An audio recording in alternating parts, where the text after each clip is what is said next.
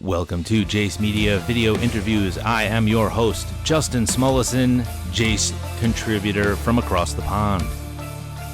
I am so excited to present an interview with Richard Powley of Telepathy, a fantastic instrumental metal quartet with members in Poland and the UK.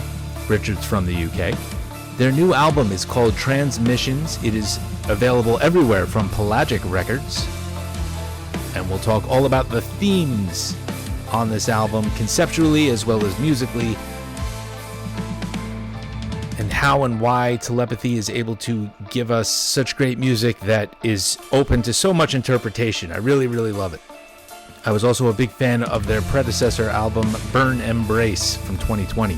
So we'll talk about the band's journey since then and what it's been like to create Transmissions. You were hearing a clip of one of the lead singles, Augury. And quick plug before we get started, the band will have an album release show on April 17th at the Black Heart in London, England. A link is on this interview's show notes, so go there and tell them that you heard this interview on Jace Media. Ready for liftoff? Jace Media music audiences worldwide, please welcome from Telepathy, Richard Powley.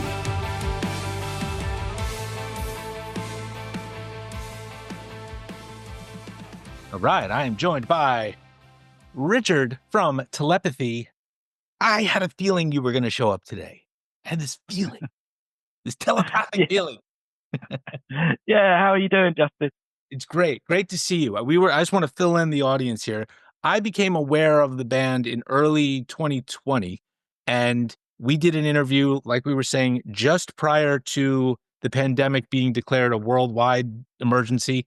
And when things really started to shut down.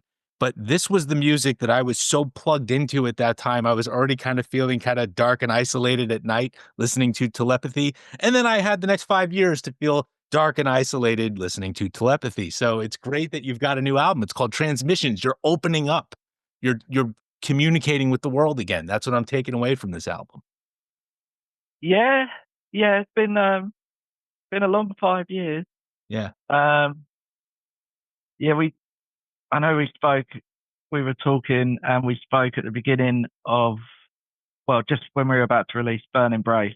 Mm-hmm. And that's all a bit of a blur with everything that was going on in the world. Yeah. But yeah, it took us some time to sort of reimagine the band in a way, reimagine what we wanted to do with our music, and get to a place where we could like fully realize that with this record. And yeah, we're really stoked on it. Yeah. Now, this one is certainly different in that it's got snippets of dialogue and transmissions, I think, between maybe, is it President Kennedy in there a little bit at one point?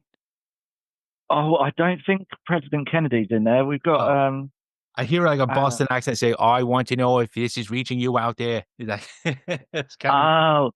I know we've got the guys found a sample of Joseph Piłsudski. I think I'm probably butchering the pronunciation, but he was the president of Poland, where the guys are originally from. He's credited as being like the founder of modern Poland.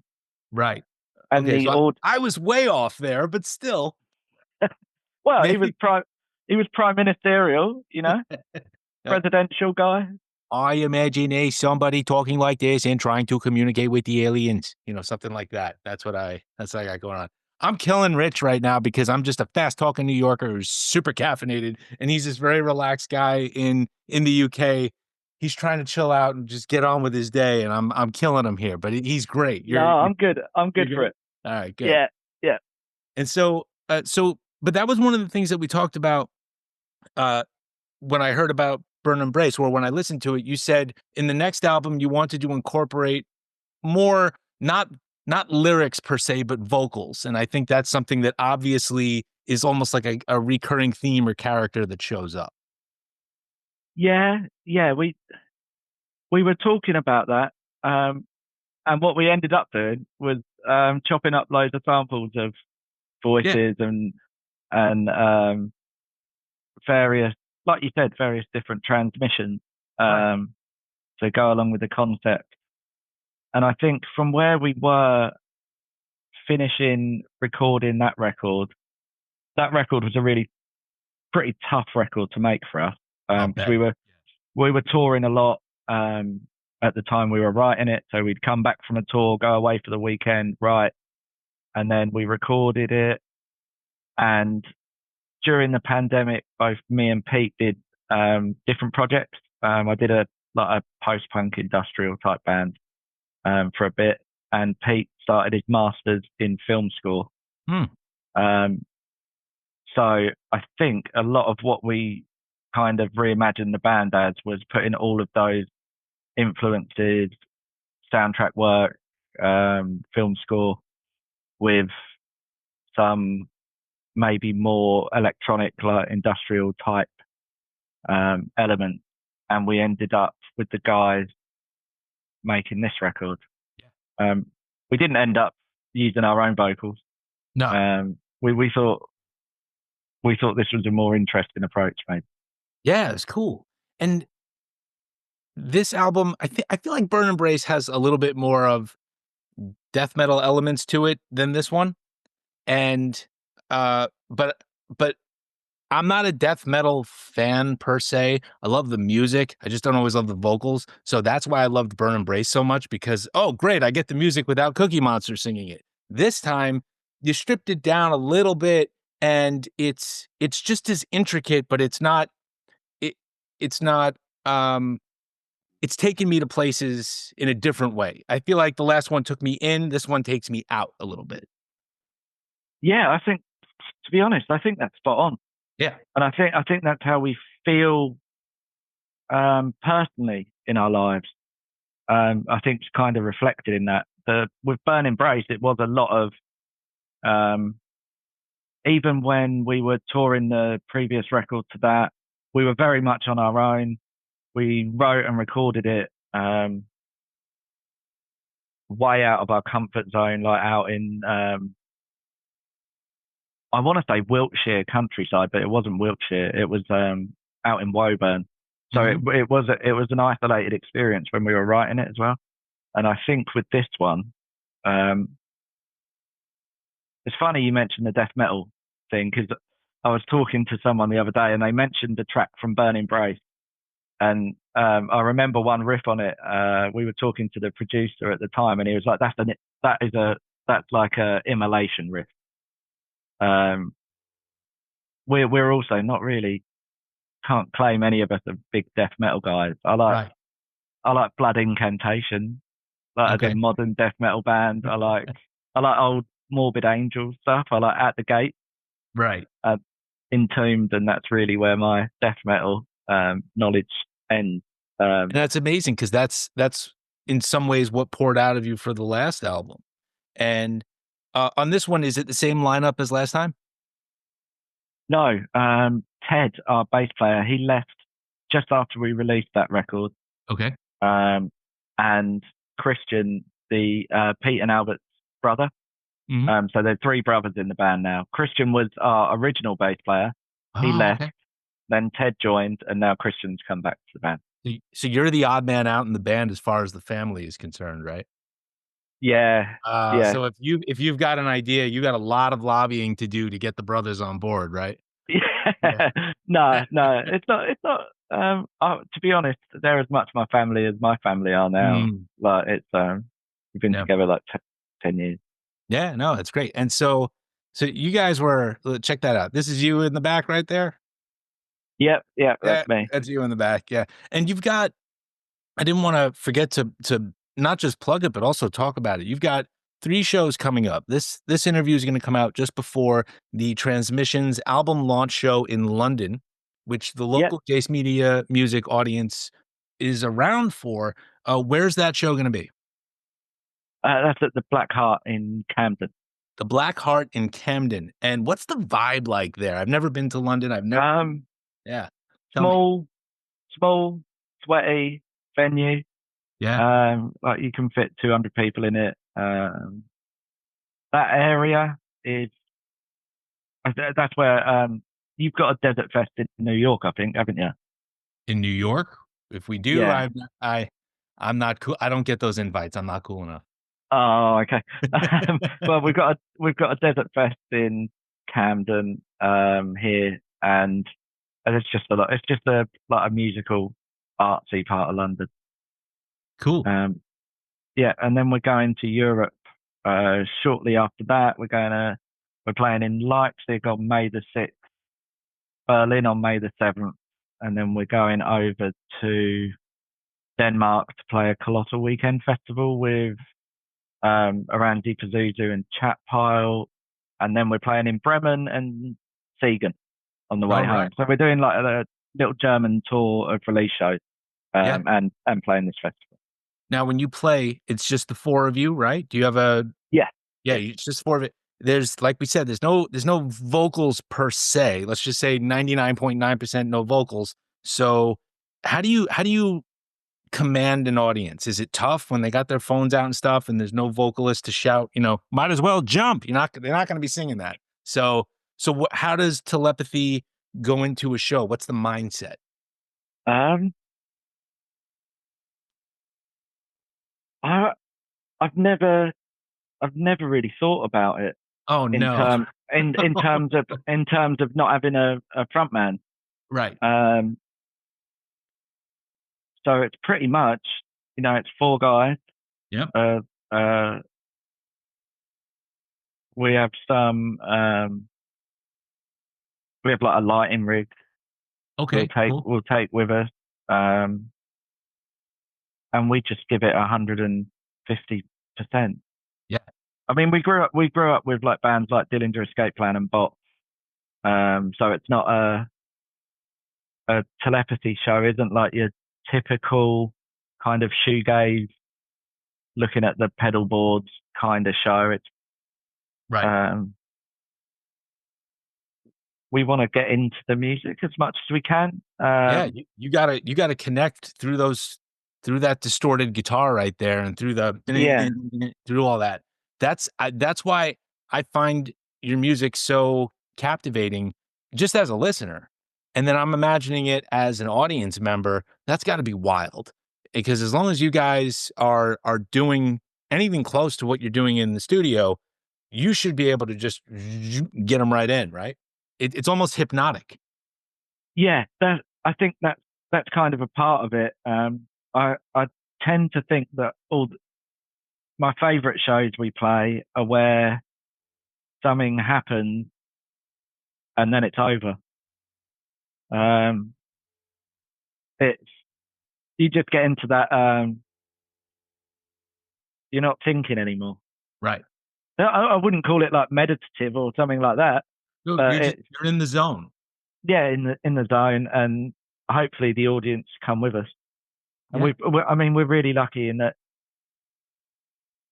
wherever we play, the people turn up at all. I mean, that's fucking amazing. Yeah.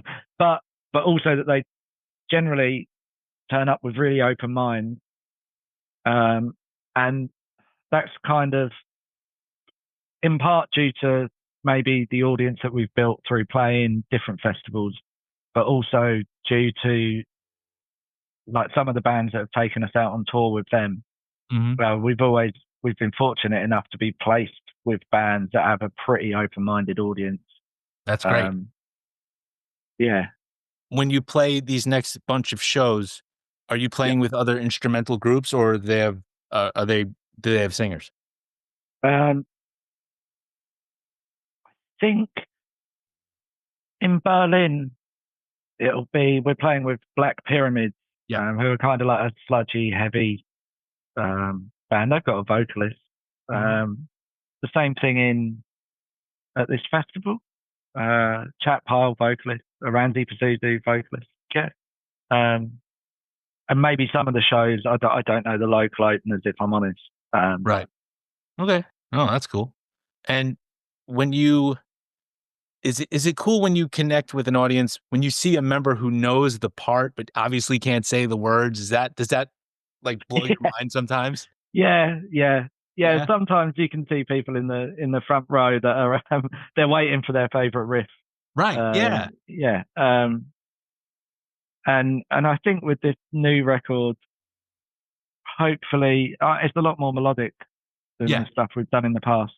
So hopefully that will lend itself to that scenario. Yeah. Well. Now, do you all come from improvisational backgrounds? Can you do jazz and stuff and you just distortion pedal? No, not at all. No, not at all. No. I grew up playing, like when I was a teenager, playing in bands that sounded like Daughters or Dillinger Escape Plan, the Melvins, that sort of thing. And the guys also no jazz background.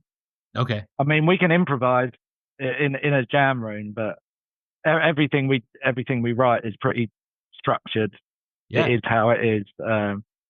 Maybe the odd little part there's improvisation live, but not in the studio. No. Wow. I certainly wouldn't proclaim to be like good enough to play jazz. Okay, there you have it. That's cool. Because I was reading about some of the old Megadeth guitarists. I think it was Chris Poland who does a lot of instrumental guitar work and instrumental metal. And he was saying if you really listen to it, at least on the P Cells record, a lot of his solos are just jazz solos where he just amps up the distortion big time. Oh wow. Yeah. So sometimes when I hear playing like yours, I always wonder, are the influences coming from something maybe from high school or something like that? Maybe you were in a high school jazz band or something, and then it just manifests itself differently. I find that stuff fascinating. I found it, especially with metal musicians. Yeah. Yeah. I would say a lot more in terms of influences. If I was writing a guitar part or like a melody, it would be much more influenced by if it was like a guitar riff or something like that, that'd be like trying to think back to, when I was a teenager, the first things that really excited me, which were like Soundgarden or Tool or ISIS, that kind of thing. Yeah. And melodically, probably a lot more to do with electronic music or kind of 80s post-punk type stuff like The Cure or Depeche Mode. Yeah. And then obviously into newer electronic stuff. And I don't want to speak for Pete, but a lot of his writing is informed by like film score. So a lot of chord changes and like melodic devices. For him, that'd probably be where he was pouring influence from. Yeah. And then obviously we all love old Metallica. So you're never going to beat that out of us. No, it's in there. It's in the heart. Exactly. That's what I was going to say. There are a couple of new elements here. It's when you say it's more melodic, I think I hear a little bit more keyboard here and there, and things like that. And that just helps you evolve the sound, right? Yeah. I think it was important for us to do something.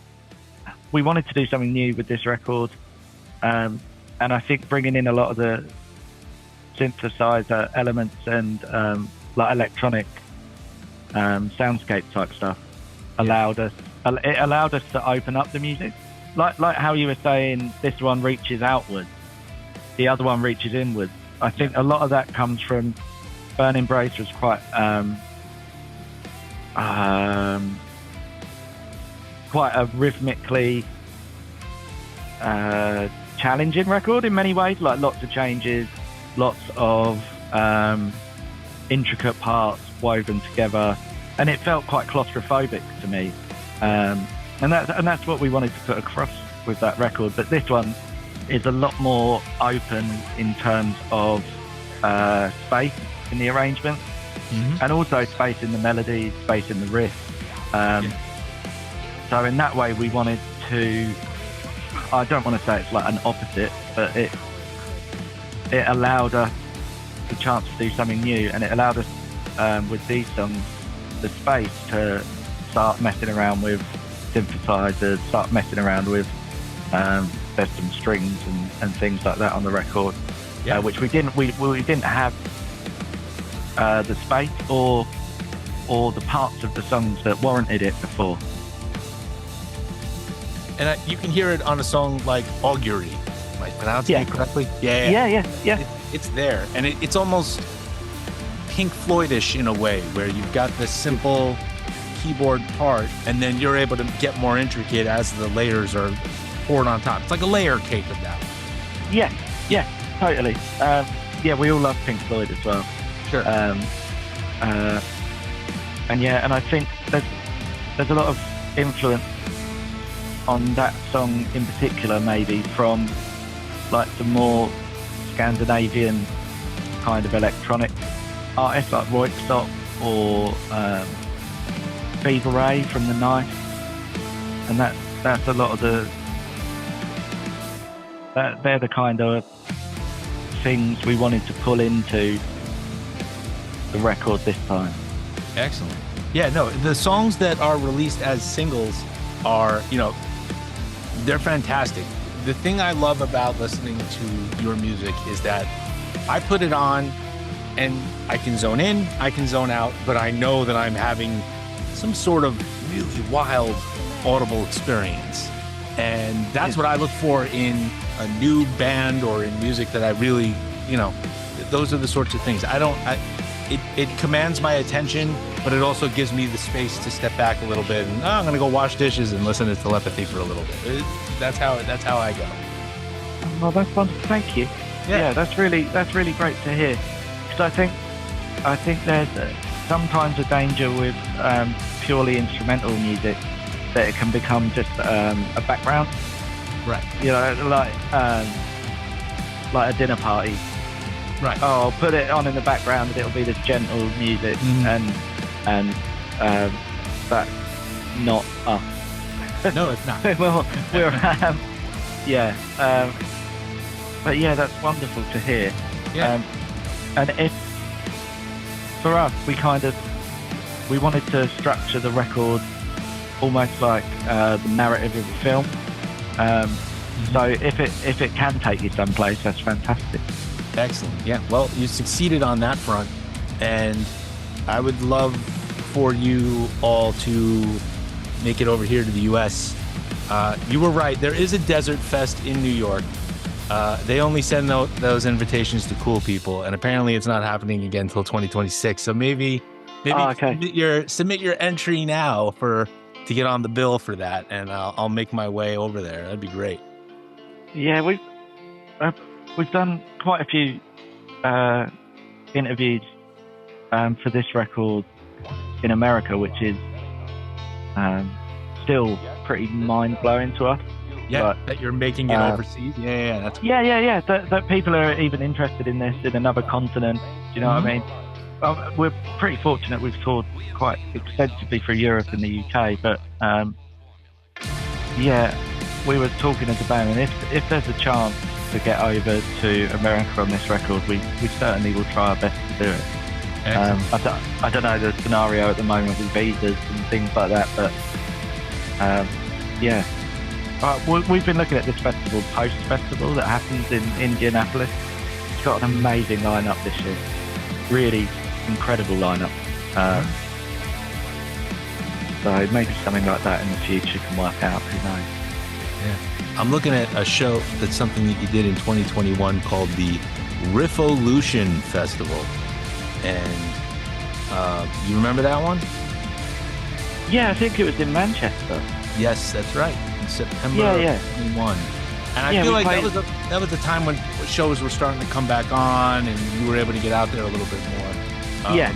Yeah, wild. Was that also a lot of instrumental groups from the UK? No, I think from what I remember, we played with a band called Conan, who are like quite a popular doom band. Yeah. They headlined and we played before them. I think for that kind of instrumental music, there's a festival in the UK called Arctangent, and there's one in Belgium called Dunk Festival, and we've been lucky enough to play both of those, and they both do a lot of instrumental acts at those. Excellent.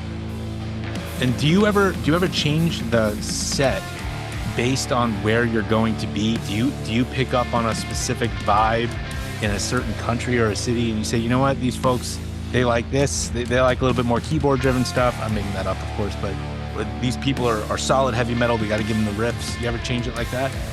I've got to be honest, no. Fine. We pretty much we do what we do. Yeah. And the times we will change a set list during a tour if we feel like okay, like let's swap these two songs around. The energy kind of it would make a nicer journey for the audience. We don't want to get to a point where we're just pummeling them for like 30 minutes. Right. We want to create more of a flow to the set list. Yeah. But no, we don't. Maybe it's stubbornness. Maybe it's like a little bit of artistic pig-headedness. But we kind of do what we do. Yeah. And don't worry so much about what kind of trends that country has versus this country, or. Yeah, that's cool. You never know, and also your music is really complex. So to throw too many audibles might be jarring for you sometimes. I don't know, but you're saying you're not improvising a whole hell of a lot. So you really have to nail this stuff down. There's not a whole lot of lyrical cues to go by to know when to, you're going to change here and there. So, that was my last question for you, really. I was just wondering, well, not my last question, but one of my last questions was, are you able to communicate with each other on stage without actually talking to each other? Do you just know? Are you so plugged into the music that it is telepathic? You just know what's going to come. Yeah. In a way, we always share a little glance, when different parts are coming in. Yeah. I'll know. Or the guys will know, like, my favourite parts about to come up, or right.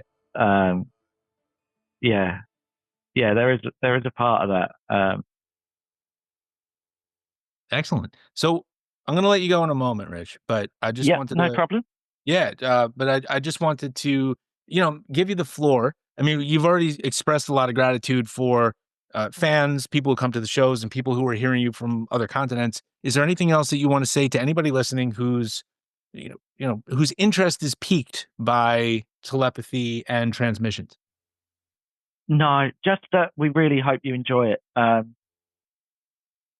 If you're listening to the band at all, we really appreciate it, and we're thankful for everyone who chooses to take an hour out of their day to listen to this record. And really, we hope it takes you somewhere. We hope it takes you somewhere else for a while. Yeah. The same way our favorite records do for us. But one other thing I wanted to mention, Rich, and I really dig this about you and telepathy, is you're very selfless with the music. The music is universal. It's the universal language. And so I noticed that on Bandcamp, Transmissions has a name your own price part in the cart. So it's available to listen to, but if people wanted to, drop a couple extra pounds and help you out and support you, I think that's a great way to go. And it's worth mentioning that the next Bandcamp Friday is coming up on May 2nd. So if you go to bandcamp.com and you find Telepathy and pick up Transmissions, drop them a couple of pounds. That buys them some gas money for the tour, right? Yeah. And I think all the label we're signed to, Pelagic, all of their releases digitally are on a name your price thing. So while you're there, pick up a few more bands' records, and if you stick something in the like Justin just said to me, if you stick something in the tip jar, it's always appreciated. Yeah, and there's other mediums. We got vinyl, there's CDs on there. Yeah. I think that's a great way to do it. I still collect physical items as well. And so, I mean, those are obviously, you got to pay for the shipping, but no, I think Telepathy's looking at it through very you got a very open-minded view on the state of marketing and connecting with the audience. I think this is a cool way to go. And I think everybody out there should, if they're listening, for a couple of pounds, buy these folks, get them from one gig to the next with a small purchase. I think that's the way to go. Yeah, sure. All right. Special thanks again to Richard Powley of Telepathy for joining us here on Jace Media. The new album is Transmissions. It is available worldwide from Pelagic Records. At the top, you heard a clip of Augury, which we mentioned during the interview, and we played clips of Oath during the interview, and now we are wrapping it up with End Transmission. There's a good chance that Telepathy will be playing some of these songs as they hit the road in Germany in May. May 6th, they'll be in Leipzig, Germany, and on May 7th, they will be in Berlin. More tour dates will be posted on telepathyband.com.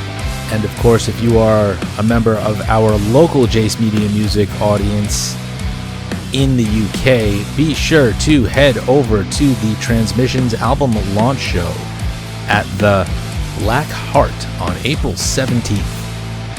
And as we said, Bandcamp Friday is coming up on May 2nd. Be sure to find Telepathy there through the link on this interview show notes and support them by making a legitimate digital purchase. And I can't say enough great things about their last album, Burn Embrace. That's on Svart Records. You can also find it at telepathyband.com.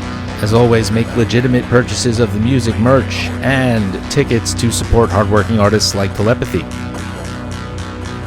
Folks, head on over to the revamped JaceMediaMusic.com page. We've got reviews, we've got interviews, we've got all kinds of great music coverage. Check out some of my recent video interviews with my all-time favorite metal singer, John Bush of Armored Saint and Category 7. The drummer of Category 7 and Shadows Fall, Jason Bittner. Guitar heroes like Herman Frank of Victory, and rock and metal singers like Wade Black, Nick DeSalvo of Elder, Fate's Warning singer Ray Alder, and members of Metalite, Avatarium, Masterplan, and more. Special thanks as always to our fantastic founder and publisher Glenn, and all of my Jace Media colleagues. And of course, special thanks to you, the worldwide Jace Media music audience. Look for Jace Media on Facebook and X and Instagram and basically every social media channel you can think of. I am Justin Smulison, proud Jace Media contributor from across the pond. Thank you again for tuning in. Keep coming back to JaceMediaMusic.com. I've got more video interviews on the way.